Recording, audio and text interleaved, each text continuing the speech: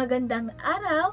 Ako nga pala si Jana Lorraine Abinido Seranio, isang mag-aaral mula sa Bachelor of Early Childhood Education sa School of Teacher Education ng Biliran Province State University. Bilang estudyante, naniniwala akong napakahalaga ng wika. Sa pamagitan nito, tayo ay nagkakaroon ng ugnayan at pagkakaunawaan. Ang wika ang ginagamit natin upang maipahayag ang ating saloobin, kaisipan at damdamin, at ito rin ang nagsisilbing tulay upang maunawaan natin ang iba. Hindi lamang ito kasangkapan sa komunikasyon, kundi isang pundasyong bumubuo ng ating pagkakakilanlan, kultura at pagkatuto.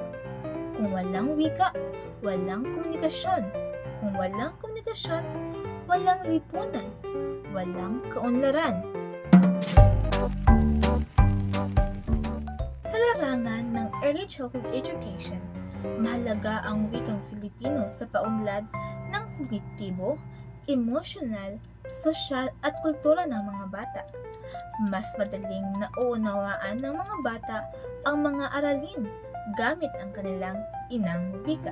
Ayon sa UNESCO, nakakatulong ito sa mapanuring pag-iisip, paglutas ng suliranin at pagkatuto ng ibang wika.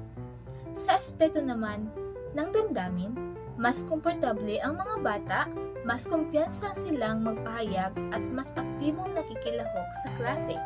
Sa aspeto naman ng kultura, ang Filipino ay daan sa pakilala sa sarili, kasaysayan at tradisyon.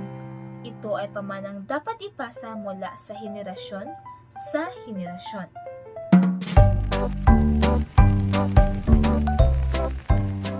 Bilang mag-aaral, ginagamit ko ang Filipino sa maraming paraan. Pagsulat ng ulat at sanaysay, kung saan mas malinaw kong naiilalahad ang aking mga ideya. Presentasyon sa klase, pakikipag-ugnayan sa mga grupo, sa mga proyekto o diskasyon na mas epektibo kapag malinaw ang komunikasyon.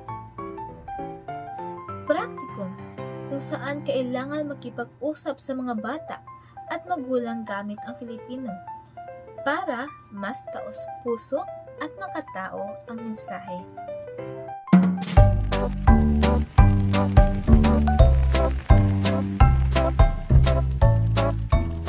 Malaki ang ambag ng akademikong Filipino sa aking pag-aaral.